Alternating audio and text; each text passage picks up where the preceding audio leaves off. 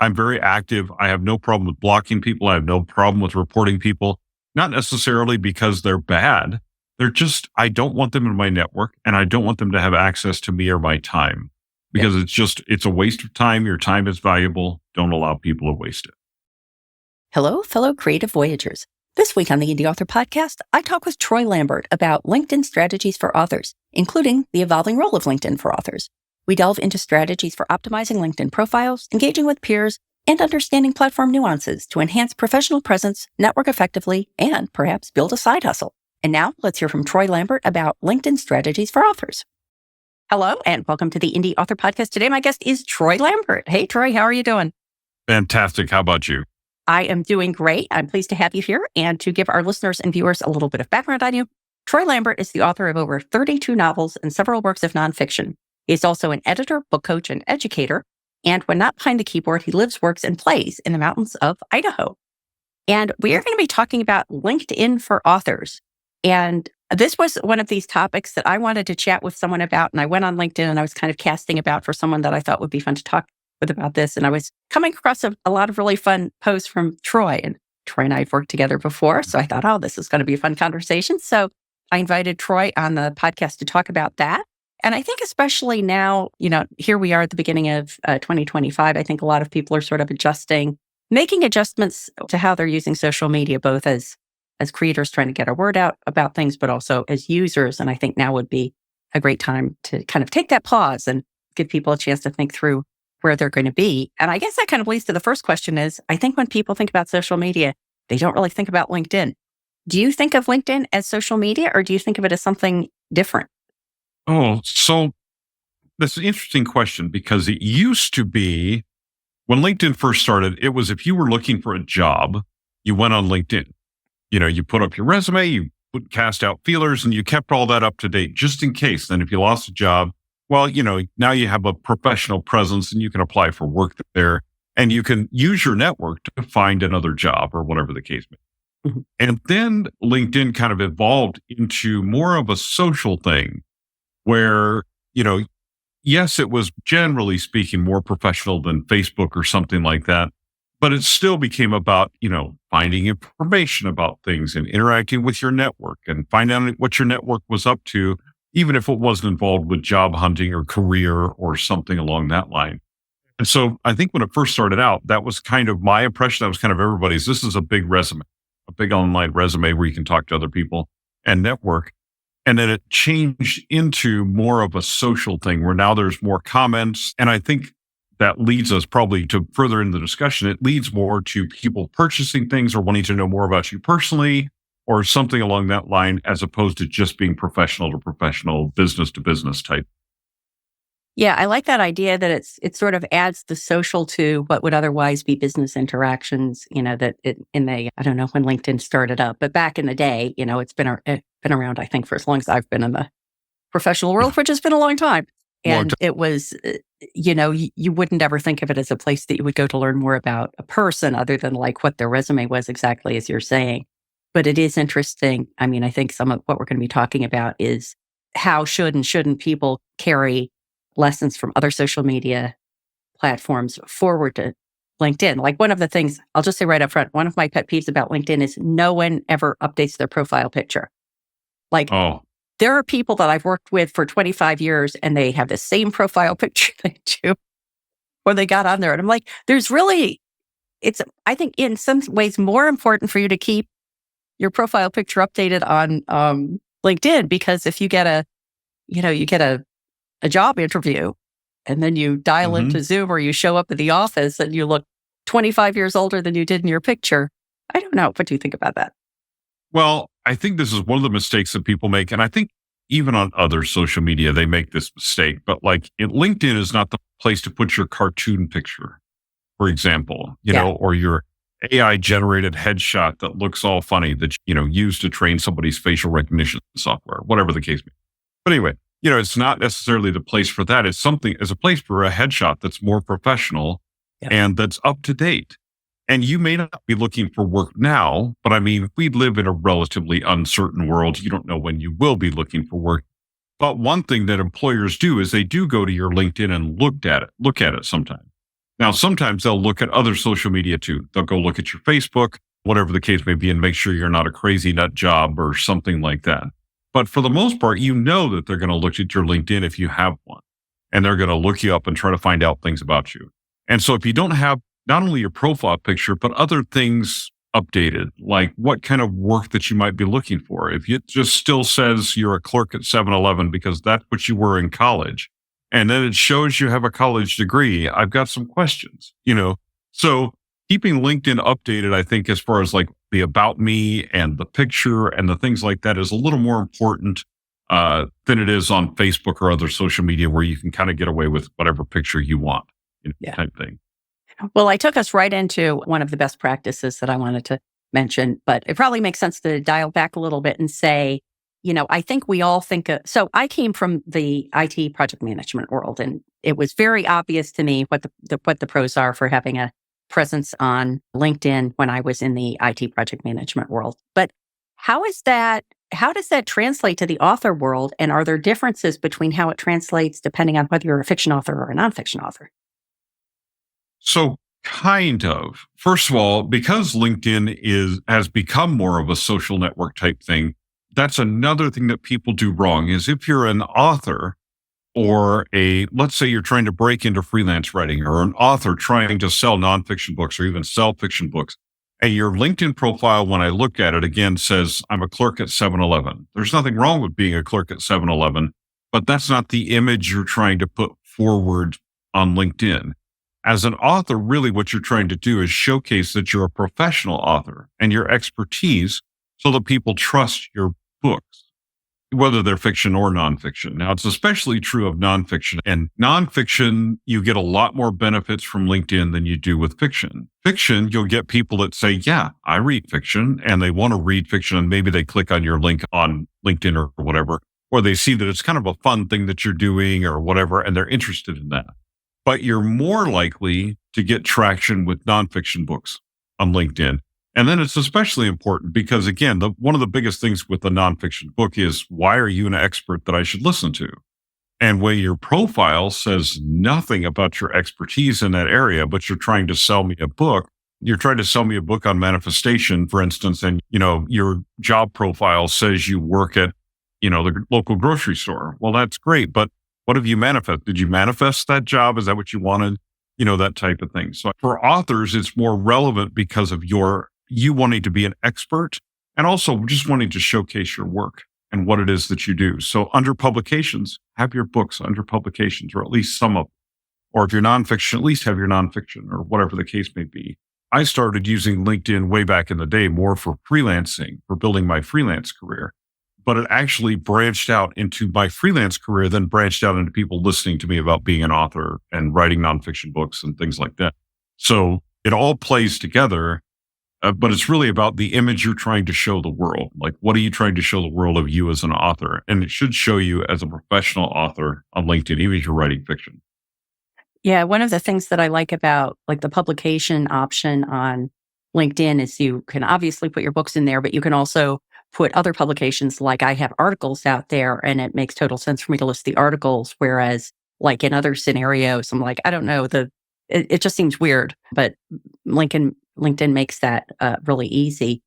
And I also think that this sort of spills over into content marketing. You're talking about establishing this professional presence, and certainly leading people to nonfiction books is one of the pieces of content you might want to market. Also, a lot of authors offer other services like editorial services or consulting services or coaching services and things like that. And I think LinkedIn is a really nice platform for that. One, because you can establish your expertise. Two, but it also is a platform where people are looking to interact with other people in that professional way. Whereas, if you put a note up about your author coaching services on Facebook, that's not really what people are going to Facebook to look for. I mean, you can make it fun for them in the way that people are looking for fun on Facebook, but it's more of a stretch. So do you have any advice in terms of sort of understanding the audience that's on Facebook so that people can start to understand what is going to be the right thing and the wrong thing to post there? Oh, right. Well, of course. And part of it is one of the networking advantages of LinkedIn is networking with your peers. There are other authors on LinkedIn. So if you're offering services to that to other authors, it's a great place to showcase the fact that you're an expert and that they should hire you for whatever services you offer, editorial services, whatever. Also, to readers, it can be fascinating. So this is interesting that I've been on several true crime podcasts and videocasts when I'm a fiction author, because I research and write about serial killers and the psychology behind them. And then I'll put posts like that on LinkedIn and people come and go, oh, you actually are an expert in serial killers, even though you don't hunt them for a living, you write about them. But hey, it's still, and people find that fascinating. So they're like, let's have you on this podcast to talk about this true crime and maybe the mentality of these people.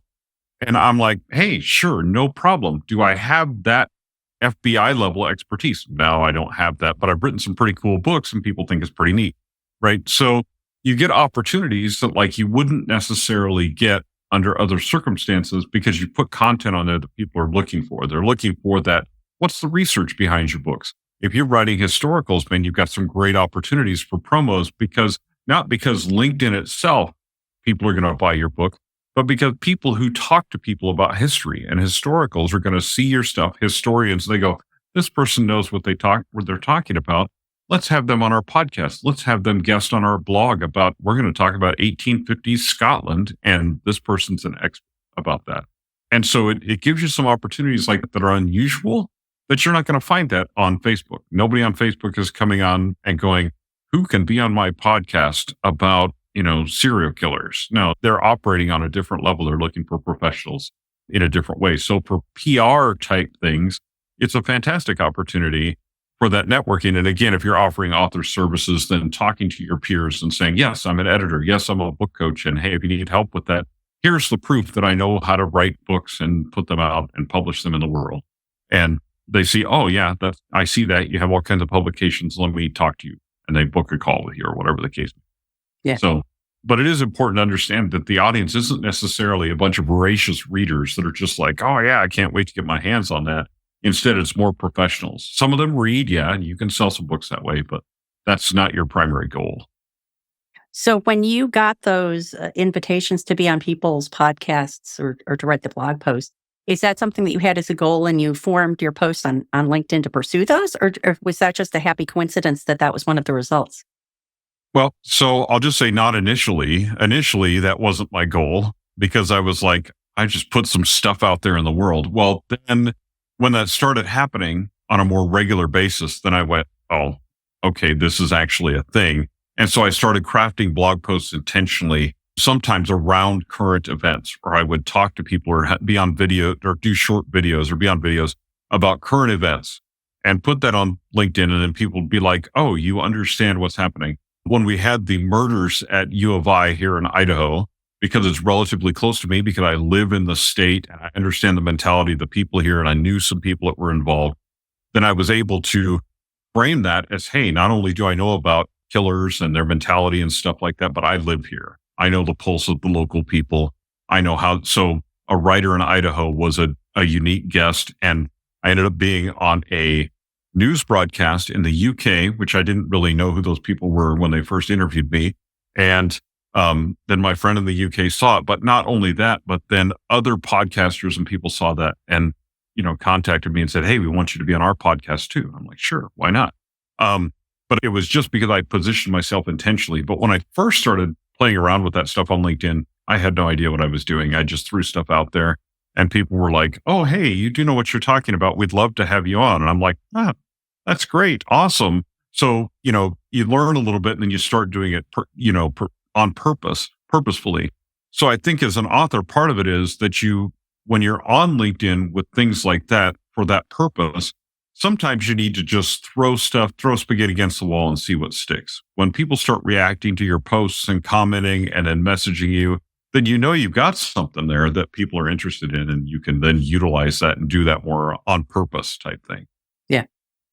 Yeah, I think that one of the challenges for me for LinkedIn is that, unlike Facebook, for example, like I enjoy scrolling through Facebook and watching cute cat videos and things like that.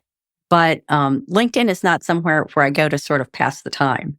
And so it's harder for me to get that sense. Like, I think a person always utilizes a platform more efficiently if they are an enthusiastic user of it themselves. So, for example, TikTok, when TikTok was the thing, I went on TikTok. I spent 35 seconds on it. It was so horrible that I not only didn't want to be on it anymore, but I knew that because I didn't like it as a consumer, I wasn't going to be successful with it as a creator. And I have to make more of an effort to say, yeah, now I have to go, like I kind of have to schedule time. I'm going to go into LinkedIn. I'm going to go through the feed. I'm going to see sort of what the zeitgeist is, because there's an expectation built up about these are the kinds of things that are appropriate to post about. These are the things that aren't appropriate to post about. Are a lot of people posting videos, or a lot of people posting stills, or do people put links into their, all those things that you learn over time. Do you find that true for yourself? Like, how do you school yourself in the LinkedIn world? Man. So initially, when I started I was primarily using LinkedIn as like a freelance tool to get more freelance jobs and things like that. And so what I did was I started to build my network by like, who do I want to influence and who influences me? And can I make that connection? Sometimes kind of reaching, shooting for some high name people, thinking, well, hey, if I can connect with them, maybe I can really do some cool stuff, which I ended up doing with some really cool freelance stuff. I was an SEO guy, was one of my primary freelance things at the time. And I wrote an article for Neil Patel for his website, and the man pays for content. So it was long form content. I made $3,000 on a single article for him. And then, some other SEO giants were people that I could easily reach out to. And then they saw, well, okay, you were over here on this thing, you know what you're talking about, and things like that. So I think it's partly like what you're initially using it for, but also then going through and going, okay, what authors do I want to connect with? And what do I want to connect with them about? And why do I want to connect with them? Is it something that we can share networks, and maybe we can share blog posts or share book releases or newsletter swaps or whatever the case may be? Or is this just somebody I want to learn from, and they seem like a really cool person and I'd love to talk to them, or whatever the case may be? So you just kind of have to look at what you want to do there. But it is harder to just scroll through LinkedIn when you're first starting out, because you're going to get a mix of everything. And so you're going to get some people that you're like, I'm not even interested in that topic in the least.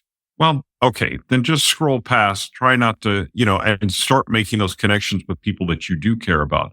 And then your feed becomes much more dynamic and interesting to you, because you're like, oh, that author posted about what's going to happen now that TikTok is banned. And so it gets easier to spend time there because your feed gets tailored to more of the content that you like.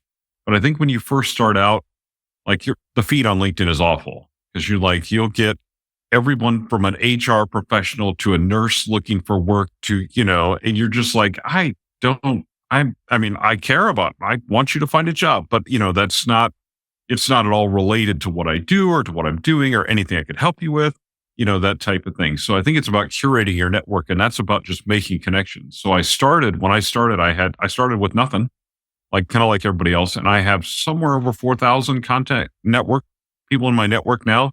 And most of those have been not people that just requested and I accepted, but purposeful things of like, who is this person? Do I want to connect with them? And why? What industry are they in? Is this something that I'm working in, that I'm interested in, or that I would do work in? And what does that look like? And I've done all kinds of cool things because of those connections on LinkedIn, and been able to, or reaching out to someone, if you're an author who writes mysteries like I do. I have a really good friend of mine who's a forensic pathologist, right? A handy thing to have just in case you ever wondered. But, you can find those kind of people through LinkedIn and ask them questions, and they'll be happy to talk to you about what they do. And that's a way that you can do research as a writer as well, and then build up that network. Then they'll go, hey, let me know when your book comes out. I'd be interested in reading it.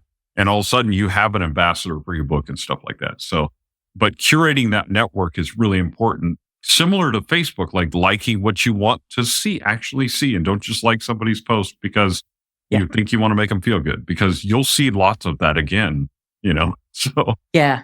Well, there are so many questions I want to ask about all that. I think the curation thing, like I even want to recommend, very active curation in the sense of downvoting the things that you don't want to see. And don't be like, you're not hurting anybody's feelings, just like give the platforms. And this applies to any social media platform. Be very active in the curation.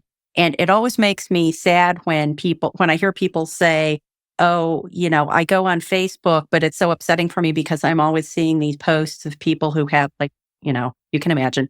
And I say, well, have you unfollowed them or unliked them or hidden them or whatever? Well, no. I said, well, it's like going to a party. You're not going to go to a party, find yourself in a group of people that you find unpleasant and then just hang out with them because you feel a sense of responsibility. No, you're going to wander away and find a group that is more congenial to you. And so, I've been able to make my experience on Facebook, which is my primary social media platform, very pleasant because I curate like crazy. And it was interesting. Well, first of all, I want to quickly ask the question, just so people understand the context of where we're coming from. I'm using a free version of LinkedIn. Are you using a free version or a paid version of LinkedIn? I'm currently using a free version. I have used the paid version at various times. The paid version, the primary advantage was that there is a professional freelance side of LinkedIn. So if you're looking for that kind of work, having a premium LinkedIn gives you some benefits in that area. And Okay. you'll see some opportunities that you won't otherwise see. But I would say that probably 90% of the time, probably greater than 90% of the time, authors just need a free version of LinkedIn. The only time you need a premium is when you're really trying to up your networking game or you're actually actively looking for certain types of work. Other than that, the premium version of LinkedIn offers no advantages. So, and for most authors, that's not what they're doing on LinkedIn. They're asking people questions, they're curating their network, whatever the case may be. And so they're not on LinkedIn if you get in that situation where you're looking for a job or you want to go full-time as an author, you think freelance on the side is really going to help me out a lot, then yeah, premium LinkedIn is worthwhile 90% of the time. You don't need premium LinkedIn unless you're an HR person or you're job hunting. So. Okay, perfect. Thank you. I wanted to look back to the whole curation thing because, I mentioned I've used LinkedIn forever throughout my career as an IT project manager in corporate America. And so I had hundreds of contacts. All of them were like database administrator, online security or so-and-so developer of a certain kind of code. And just recently, as of a couple of months ago, I went in and I got rid of all my contacts that were just like my IT contacts because yes, do I kind of like to see people moving from company to company, what they're doing? Yes, but I can look them up if I need to. And I realized it's kind of like getting your book in the wrong also bought category. Yeah. You have all your friends and family who love golf, who buy your book that's a mystery thriller, and now suddenly your mystery thriller is being shown to people who love golf books. So I just got rid of all of them. And that cleanup was part of the curation that I was trying to do to move it more into my target audience. But the thing that I find challenging about LinkedIn is that it is interactive. I mean, it's always nice to see people liking your posts or commenting. You can comment back and that's nice. But if I compare the number of direct messages I get on Facebook with the number of direct messages I get on LinkedIn, and they're not useful it's always just cold calls of people trying to sell me things. And I tend to ignore all of them. And then every once in a while, I realize that I've almost ignored or I have ignored an actual valuable message that I should have paid attention to. How do you manage those incoming messages, especially when you're using LinkedIn less to sell books and more to create those collegial relationships that you hope are going to, lead you to other maybe income-making opportunities? Well, first of all, part of that is curating your network by when somebody wants to connect with you, see who they are and why they would want to connect.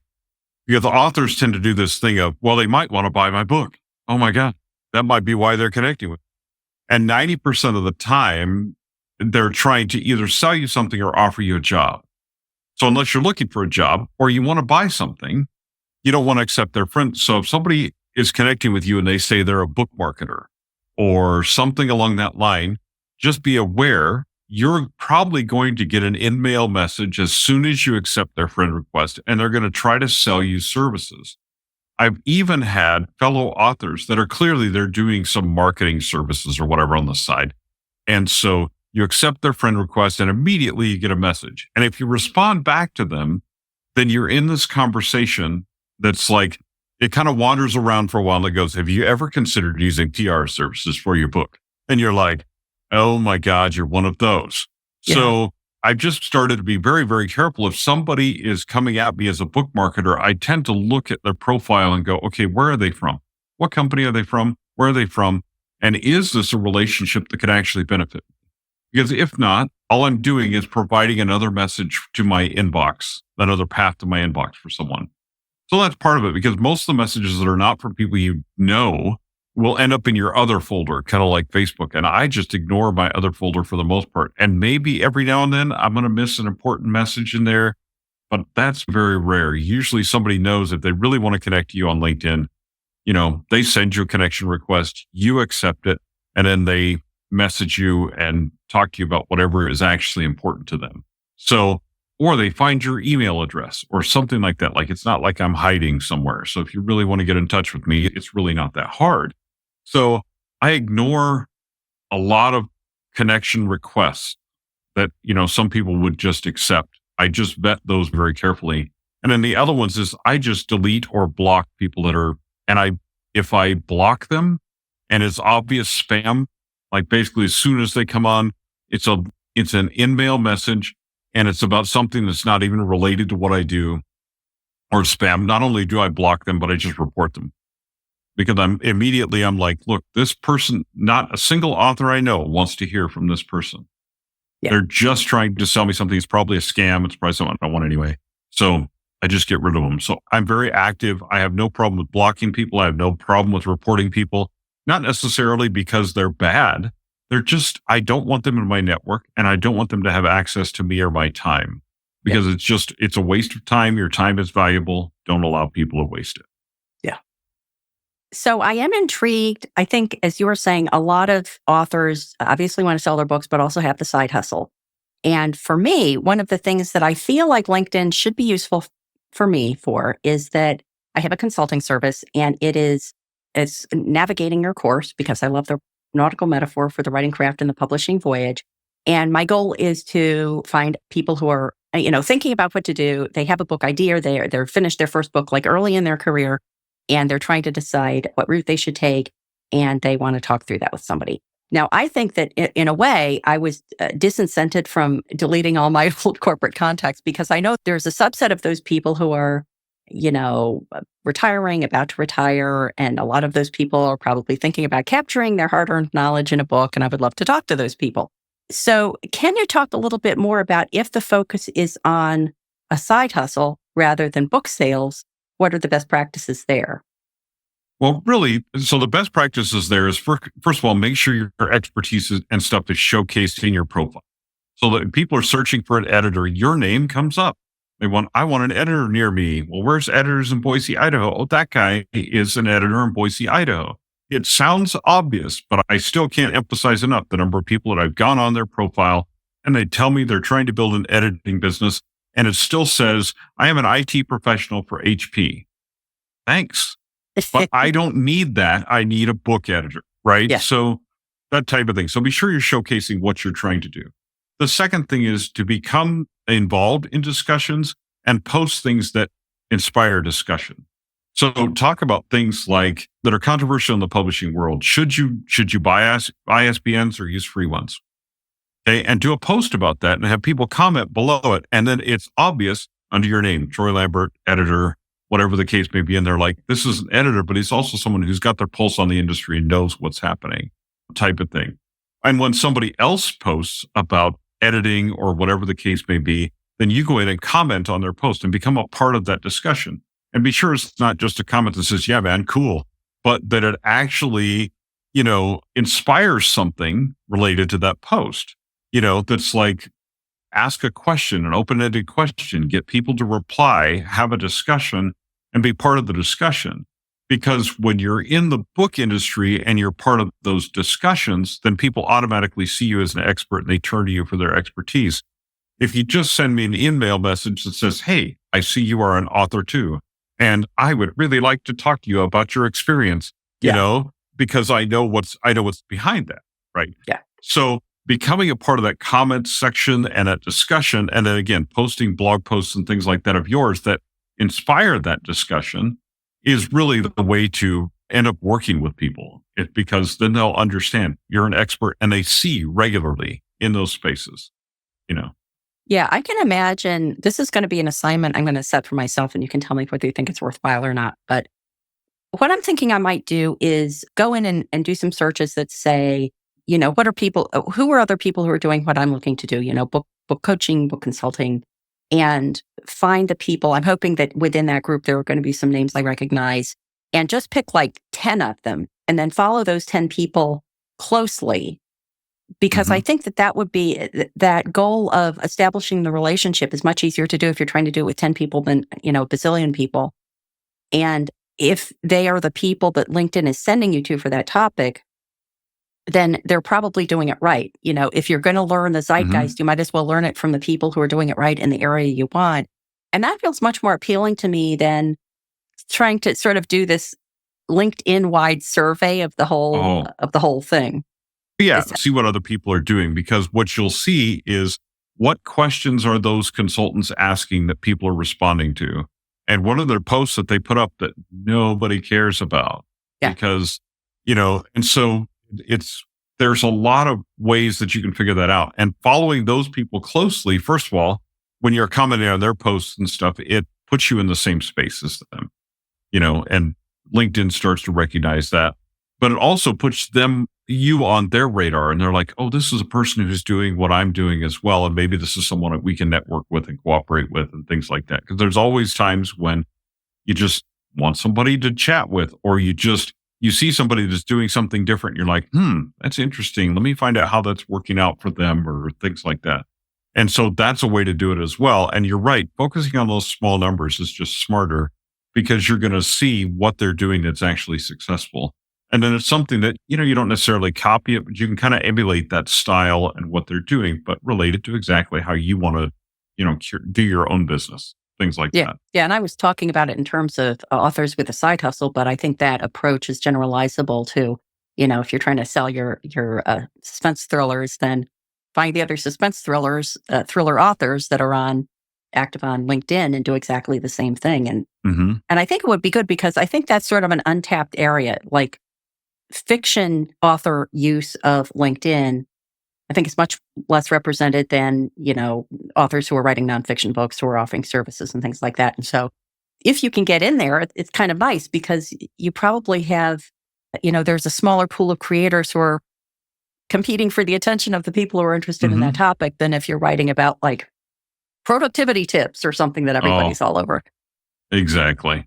January diet, you know, your January diet book is probably going to struggle. Just, you're probably against some doctors or something like that. And that is true about fiction too, because the other thing is that because LinkedIn has more professional people, generally, when someone is reacting to your thriller post or whatever, it's someone who has some kind of an audience.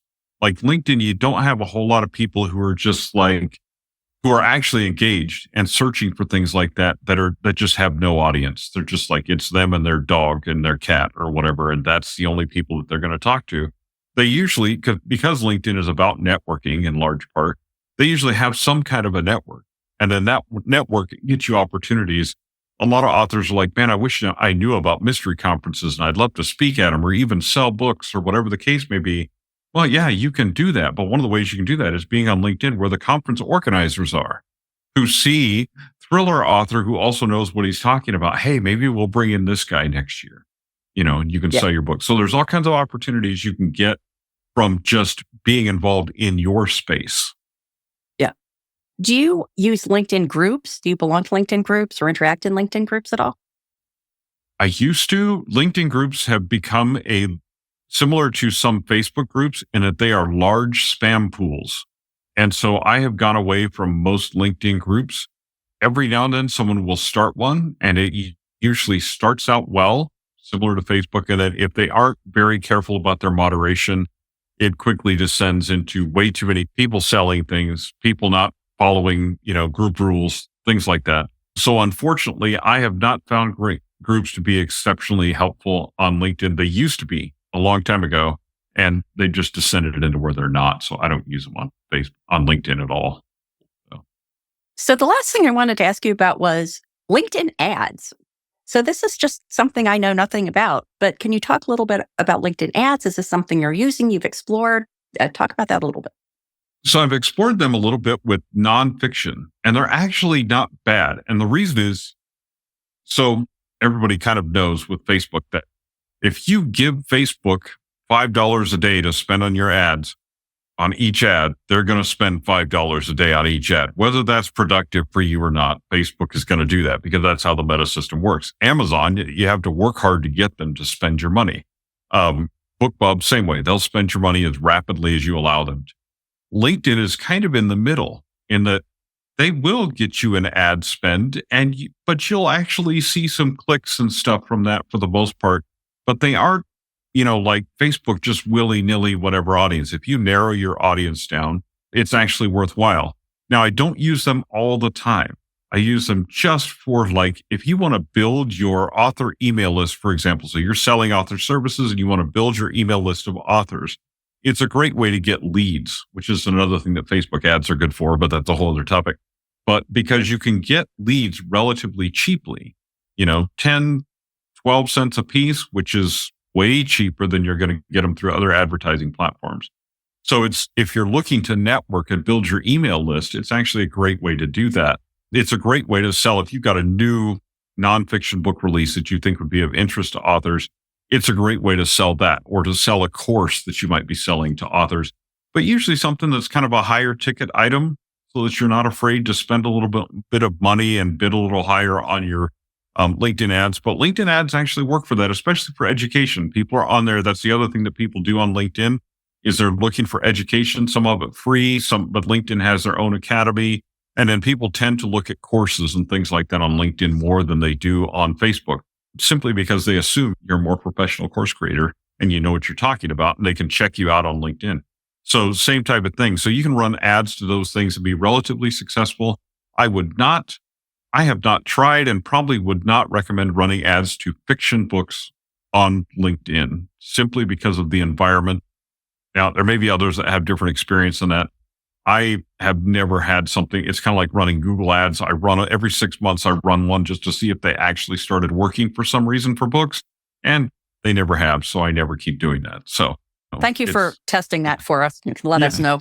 Oh, yeah. You're welcome. My wallet doesn't thank me, but yeah. So are there things coming up in LinkedIn? I shared a couple of things that I'm going to experiment with this idea of identifying a small pool of people that I want to engage with more actively rather than trying to look across the whole ecosphere. Anything coming up in LinkedIn or in your own plans for using LinkedIn that might be a little new or different?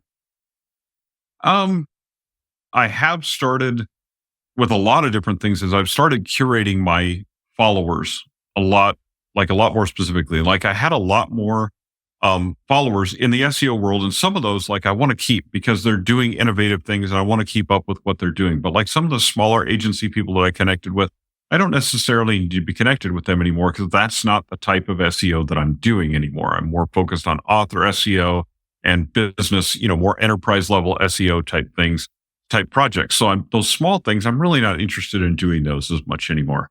So I'm kind of like you. I'm cutting some of those old professional ties, not because I don't like those people but just because they're not really serving a purpose for me necessarily anymore.